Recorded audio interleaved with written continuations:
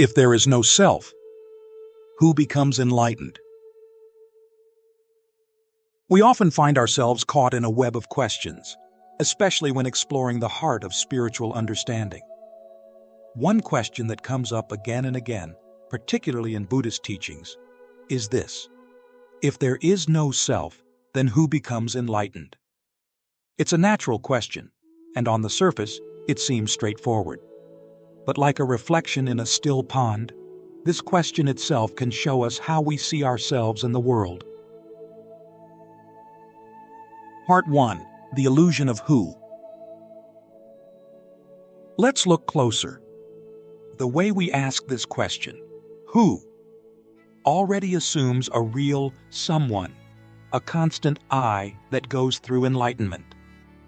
It's like thinking there's a permanent person in charge of all life's changes. But this is the very illusion the Buddhist teachings try to help us see through. In a conversation with his close disciple Ananda, the Buddha pointed out this misunderstanding. He explained that the idea of a who seeking enlightenment is like trying to catch a shadow. There is no permanent who, no unchanging person. It's a concept, a story we tell ourselves, not a solid thing. The question itself, therefore, perpetuates the illusion it attempts to explore. By assuming a permanent entity, we get trapped in the illusory dream of self. Why do we have this illusion of a self? The Buddha taught that it comes from ignorance, not understanding reality. This ignorance leads to craving and attachment. We crave things that we think will make our self feel good, and cling to them, trying to make them permanent. And we end up with a strong attachment to I, me, and mine. It's like mistaking a mirage for an oasis, constantly chasing something that can't be found. Instead of focusing on this who, the Buddha encourages us to look at the ever-changing nature of existence. He used powerful images. He said, "Just as the wind blows, but there is no permanent wind, consciousness arises, but there is no permanent consciousness. Like the wind, just movement of air, our thoughts, feelings, and awareness are not fixed, solid, or lasting. They come and go, like waves in the ocean. There isn't an unchanging self that owns or controls them. Our idea of self is like a river, always changing, always flowing. We tend to confuse the interplay of 5 elements, known as the 5 aggregates: form, feeling, perception, mental formations, and consciousness, for a solid, unchanging self. These aggregates are like a car's parts. Each is important, but none are the car. Form is the physical body itself. Feelings are the pleasant or unpleasant sensations we experience. Perception is how we make sense of feelings. Mental formations are our thoughts, intentions, and habits. And consciousness is simply awareness. They work together and create a sense of self. But this self isn't permanent. It's just a temporary experience. Let's look at a practical example. Say we have a pain in our leg. This is form, followed by a feeling pain. Then our mind perceives that feeling, and we tell a story. And the story guides our actions. We might wonder how bad the pain is, if it will last, what happens if it gets worse, etc. The pain is there, a feeling, and triggers a thought, which leads to more thoughts. It can be endless. We might even imagine negative scenarios. And there is always awareness. Awareness witnesses all this happening. But this whole process is not done by anyone. It just happens by itself, without a central controller or doer. The Buddha described these aggregates as fleeting. Form is like foam, feeling like a bubble, perception like a mirage. Think of how quickly foam disappears, how bubbles burst, and how mirages vanish. They're not solid. And the self we cling to is just as impermanent. Our experiences are real, like ocean waves, but they're always changing. They don't make a permanent wave. When we start to see through this illusion, another way of experiencing life opens up. We start to notice awareness itself, which is pure knowing. This pure knowing isn't someone understanding, but the innate openness that allows experience to unfold. It's like the clear sky where clouds appear and disappear. The sky remains the same. Our awareness is that vast openness, not a void, but the potential for all things to arise and dissolve. It's the spaciousness that allows thoughts, feelings, and sensations to come and go. Awareness isn't a thing or a person. It's simply this openness, and there isn't anyone aware of it. It just is. It is the nature of reality, freedom itself. By seeing through the illusion of a permanent self, we can begin to approach the answer of who becomes enlightened. This then opens to the path of freedom. Part 2. The process of awakening without a self. So, we've been exploring this idea of no self and how the question, who becomes enlightened itself, can be a bit of a trap. It keeps us focused on a permanent I, which, as we've seen, isn't really there. Now, the question becomes, if there's no self, then how does this whole enlightenment thing even happen? If there's no who, what's the process? It's like asking how a flower blooms if there's no one making it bloom. The answer, in Buddhist teachings, lies in understanding conditions, the way things happen, and the nature of experience itself. The Buddhist teachings on dependent origination provide us with a map. This is a principle that says everything arises because of other things. It's like a chain reaction where one thing leads to another. Nothing exists independently. It's a concept that shows us that nothing is fixed. It is also something that helps us understand how enlightenment happens, and it's very different than the idea of someone becoming enlightened. It's like a change in weather. The rain doesn't happen by anyone's effort.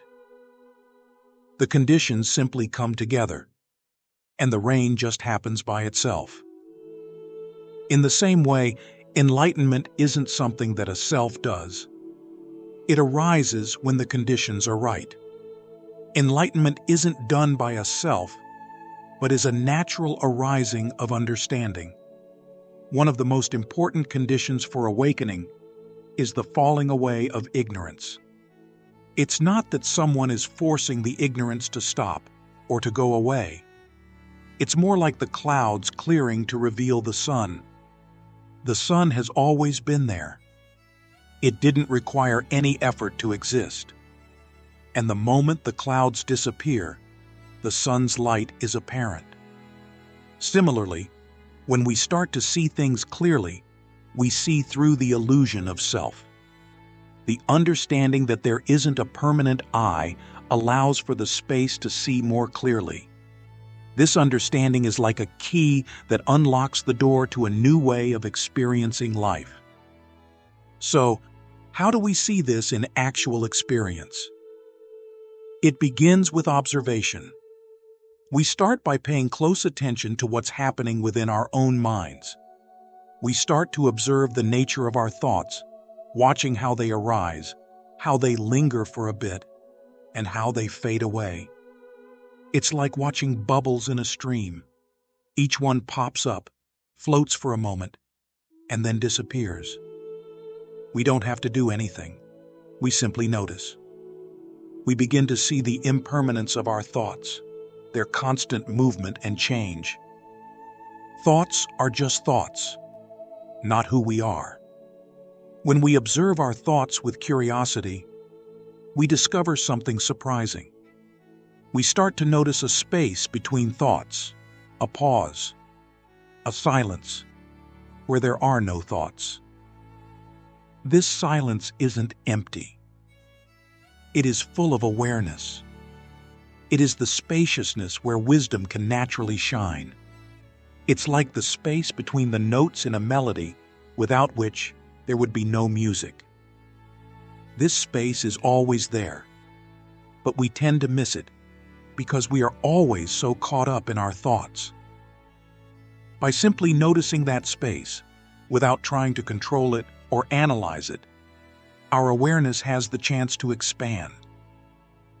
The space between thoughts isn't a meaningless void, but a space of pure potential, where pure awareness is present. In the Majjhima Nikaya, the Buddha told his monks that when one sees this as it is, with right discernment, all ideas of I and mine vanish. This is not an act of will, but rather a natural unfolding. It's like the sun rising in the morning when the conditions are right. The sun has always been there. It simply shows up when the clouds are gone. In the same way, understanding happens by itself when the conditions are right, when ignorance fades away. When we no longer cling to the idea of a permanent self, the space for wisdom appears naturally. It's not about forcing anything, it's about allowing wisdom to emerge. This isn't a passive state, but a way of being in the world. The effort comes from observing. Observation here is not a passive state, but an active, non-judgmental attention that helps us see the true nature of reality. When we observe, we gain a deeper understanding of the way things are. The process of awakening is more like a shift in perception. It is when our awareness of life expands. It's a change that occurs naturally when we see the truth of impermanence, no self, and dependent origination. It isn't something that a self does. It's more like a flower opening when the sun rises. It's always been there. The potential for it has always been there. The understanding comes from simply observing our mind and the nature of our experience. It isn't about doing, it's about seeing. To see the truth is to see through the illusion. Part 3. Liberation through understanding. So, we've looked at the illusion of a self and how the question, who becomes enlightened, can be misleading. We've also explored how awakening occurs through understanding conditions and observing the nature of our experience. Now, we come to the final piece of the puzzle. What happens when this understanding dawns? What is the result of seeing through the illusion of self? In Buddhist teachings, it is described as liberation, a freedom from suffering that comes from seeing the way things truly are. This liberation isn't a far-off goal that we achieve after a long struggle. It's actually the spontaneous unfolding of wisdom. The Buddha used a beautiful image to explain this process. He said, "The Dhamma carries away the practitioner. It's like a river carrying a boat downstream. You don't have to force the river to flow. It simply does what it does organically." Similarly, when we see through delusion, when the illusion of self is seen for what it is, wisdom unfolds by itself. We start to understand life differently. It's as though our eyes have been opened to see a reality that was always there, but we couldn't see it before. This understanding is not a mental concept, but a direct recognition of something that's always here: awareness. We begin to recognize that our awareness is already free from self. It's like the sky, which is always clear and open, regardless of the clouds that pass through it. Our awareness is that spaciousness. It's always present and is never touched by our thoughts, feelings, or experiences. It's not something we have to create. It's something we simply recognize. We can then begin to live from that recognition. This recognition is the immediacy of liberation in each moment. It's not something we achieve in the future, but something that's available now. It's like discovering that the gold you've been searching for was already in your pocket all along. We just weren't aware of it. Liberation isn't an event that happens after years of practice, but a direct understanding that is accessible every moment when we are not caught in our thoughts. It's the understanding that we are already free in our essential nature. This shift in perception is a radical transformation. Living from this clarity is the natural expression of wisdom without a wise person. It's like a tree that spontaneously bears fruit. It doesn't have to try to be fruitful. In the same way, when we live from our true nature, we spontaneously express qualities like compassion, kindness, and joy. We don't have to try to be good. Goodness just flows from us. It's a life lived directly without the medium of me. This means we meet life's challenges and joys without the filter of a self that has to be protected or that has to be made happy. We start to live from a place of open awareness. This doesn't mean that we become passive or that we don't care about the world. In fact, it's quite the opposite. We are more engaged and connected to life when we are not consumed by our own personal desires and fears. We start to see the world and others with more clarity and compassion. We're no longer driven by the need to fulfill a self, and instead we are guided by our natural wisdom. It's living in a way that is both grounded and expansive, compassionate and wise. Finally, the Buddha's last teaching to his disciples was about diligence. He didn't say it was about achieving enlightenment. He said it was about being diligent. Practice unfolds organically when the truth is seen. This means that we continue to observe our mind. We continue to cultivate awareness. We continue to act with kindness. But we do so without an agenda or a desire to achieve something.